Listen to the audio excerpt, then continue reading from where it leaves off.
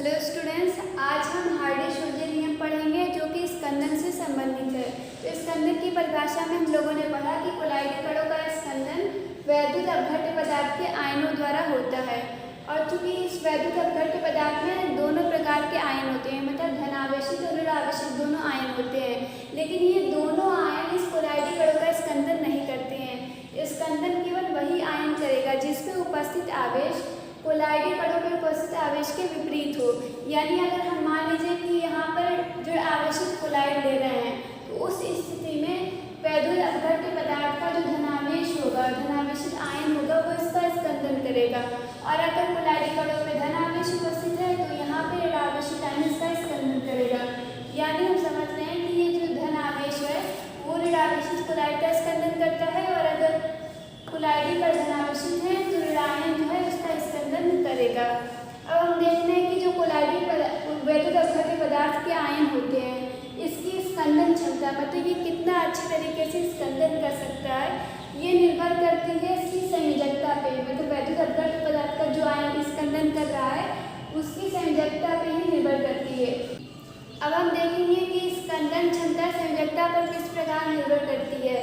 तो इसको हम हार्डी-शोल्डर नियम से देखेंगे। तो हार्डी-शोल्डर नियम की परिभाषा दी गई है कि कोलाइडी कण में मिलाए जाने वाले वैद्युत अपघट्य पदार्थ के आयन की संयोजकता, मतलब यहाँ पे वो आयन ले रहे हैं जो कोलाइडी कण का स्कंदन कर रहा है, तो उस आयन की संयोजकता जितनी अधिक होगी, इस वैद्युत अपघट्य पदार्थ के आयन की संयोजकता जितनी अधिक होगी, उसकी स्कंदन क्षमता भी उतनी ही अधिक होगी। यानी हम जो वैद्युत अपघट्य पदार्थ ले रहे हैं, अगर उसकी संयोजकता अधिक है तो उस स्थिति में इसकी स्कंदन क्षमता भी अधिक होगी। अब यहाँ पे हम कुछ उदाहरण देखेंगे जो इस हार्डी-शोल्डर नियम से संबंधित है।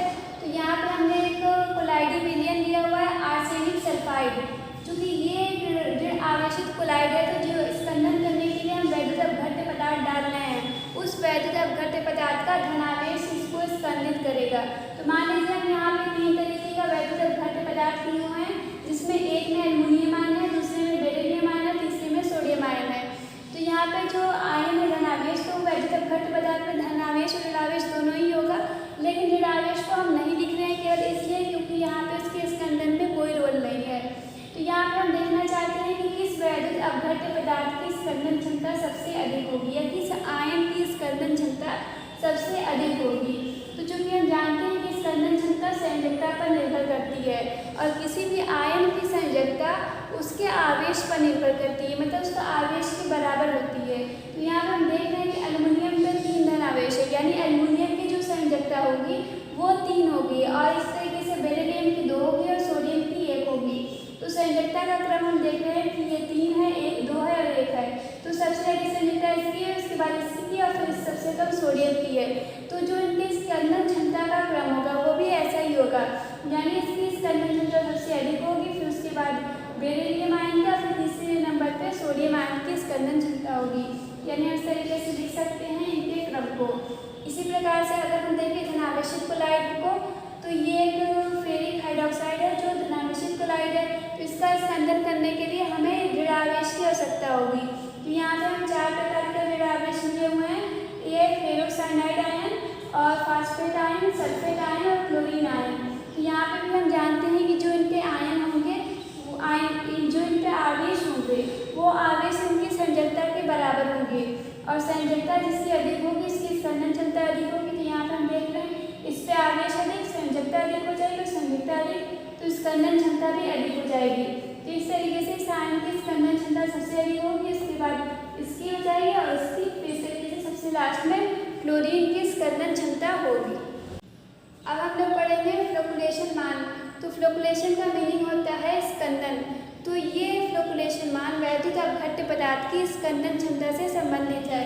तो हम जानते हैं कि अगर किसी वैद्युत अपघट्य पदार्थ की किसी कोलाइडी विलयन में कम मात्रा डाली जाए तो उसे कोलाइडी विलयन स्थायी हो जाता है, लेकिन जब हम कोलाइडी विलयन की अधिक मात्रा डालने लगते हैं तो उससे कोलाइडी विलयन का स्कंदन होने लगता है। तो चूँकि हम देख रहे हैं कि जब कम मात्रा डालें तब स्कंदन नहीं हुआ, स्थायी हो गया, लेकिन जब मात्रा बढ़ा रहे हैं तो धीरे धीरे बढ़ाते बढ़ाते एक मात्रा ऐसी आती है जिसके बाद से स्कंदन स्टार्ट हो जाता है।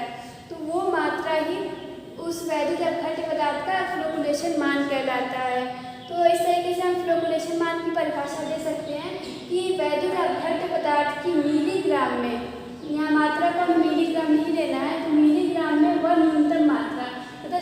कम मात्रा जो कोलाइडल कण को स्कंदित कर रही है, अगर उसको हम मिलीग्राम में ले रहे हैं तो उस मात्रा को ही हम वैद्युत अपघट्य पदार्थ का फ्लोकुलेशन मान कहेंगे।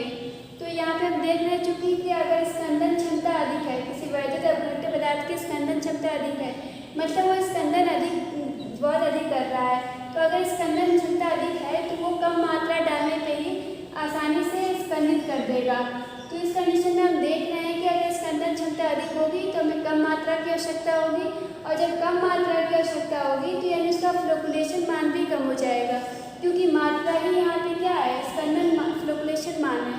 तो इस तरीके से हम देख रहे हैं कि स्कंदन क्षमता अधिक होने पे फ्लोकुलेशन मान कम हो जा रहा है, यानी ये एक दूसरे के व्युत्क्रमानुपाती हैं। तो इस तरीके से हम देख सकते हैं कि स्कंदन क्षमता जो होगा वो व्युत्क्रमानुपाती होगा फ्लोकुलेशन मान के, यानी इस तरीके से लिखा गया स्कंदन क्षमता समानुपाती 1 फ्लोकुलेशन मान। अब हम लोग पढ़ेंगे रच्छी कोलाइड। तो जो भी हम जानते हैं कि द्रव स्नेही कोलाइड स्थायी होता है, जबकि द्रव विरोधी कोलाइड अस्थायी होता है। अस्थायी का मतलब उसका आसानी से स्कंदन हो जाता है, कुछ देर रखने पे उसका स्कंदन हो जाएगा, अपना कोलाइडिक गुण जो होगा वो खत्म हो जाएगा। तो यहाँ पे देखा जाता है कि अगर किसी द्रव विरोधी कोलाइड में कोई द्रव स्नेही कोलाइड डाला जाता है तो उसका स्कंदन नहीं होता, यानी उसकी स्कंदन से रक्षा होती है, या फिर हम ये कह दें कि वो द्रव विरोधी कोलाइड अब स्थायी हो जाता है। तो इस तरीके से हम देख रहे हैं कि एक द्रव स्नेही कोलाइड द्रव विरोधी कोलाइड की स्कंदन से रक्षा कर रहा है। तो इसलिए द्रव स्नेही कोलाइड को रच्छी कोलाइड कहा जाता है, क्योंकि ये इसकी स्कंदन से रक्षा किया। अब यहाँ पे हम एक उदाहरण देखेंगे। हमने एक कोलाइडी विलयन लिया हुआ है गोल्ड सॉल्ट। तो गोल्ड सॉल्ट जो है वो एक द्रव विरोधी कोलाइड है। अब इस द्रव विरोधी कोलाइड में हमने यहाँ पे जिलेटिन डाला हुआ है, जो कि एक द्रव स्नेही कोलाइड है।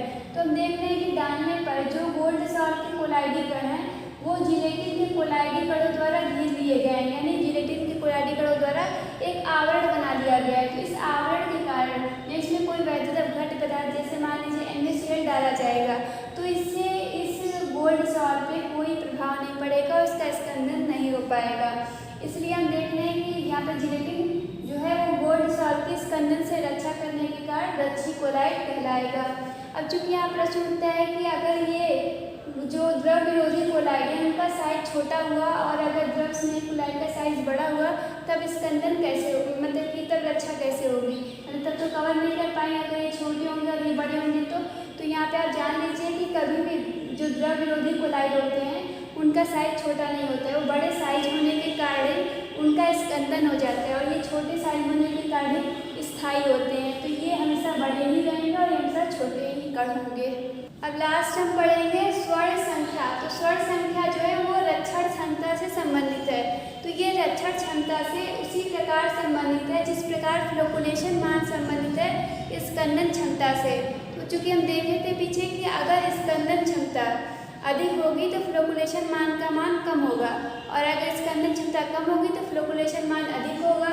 तो उसी प्रकार अगर हम देख रहे हैं कि कोई रच्छी कोलाइड है, उस रच्छी कोलाइड की रक्षा क्षमता कम है तो उसकी स्वर्ण संख्या का मान अधिक होगा, और अगर रक्षा क्षमता अधिक है तो स्वर्ण संख्या का मान कम होगा। और चूंकि हम यहाँ पे ये भी देख सकते हैं कि जो फ्लोकुलेशन मान होता है वो वैद्युत अपघट्य पदार्थ के लिए देखा जाता है, जबकि स्वर्ण संख्या रच्छी कोलाइड के लिए देखी जाती है। अब यहाँ पे हम रच्छी कोलाइड की स्वर्ण संख्या की परिभाषा देखेंगे। तो रच्छी कोलाइड की स्वर्ण संख्या ये बराबर होगी रच्छी कोलाइड की मिलीग्राम में मात्रा के, ये उस मात्रा के बराबर होगी जो 10 ml AU सॉल्ट, AU मतलब स्वर्ण सॉल्ट। तो स्वर्ण सॉल्ट क्या है, एक द्रव विरोधी कोलाइड है और इसका स्कंदन आसानी से हो जाएगा, लेकिन इसकी स्कंदन से रक्षा करने के लिए अगर ये 10 ml AU सॉल्ट है, इसकी स्कंदन से रक्षा करना है, और रक्षा करने के लिए कोई रच्छी कोलाइड डाला गया है और वो जितनी मात्रा द्वारा रक्षा कर रहा है, जबकि यहाँ पे जो वैद्युत अपघट्य पदार्थ डाला गया है वो 10 ml NaCl है। 10 ml NaCl का मतलब होता है अगर हम 100 ml विलयन ले रहे हैं तो उसमें क्या होगा कि 10 ml जो होगा NaCl का पार्ट होगा और 90 ml जो होगा वो जल डाला होगा, ठीक है। तो 90 ml जल में अगर 10 ml NaCl डाला जाए तो वो 100 मतलब कि इस तरीके से 100 ml विलयन मिलेगा, और इस तरह के जो विलयन को हम कहेंगे 10%, मतलब कि जो इस NaCl का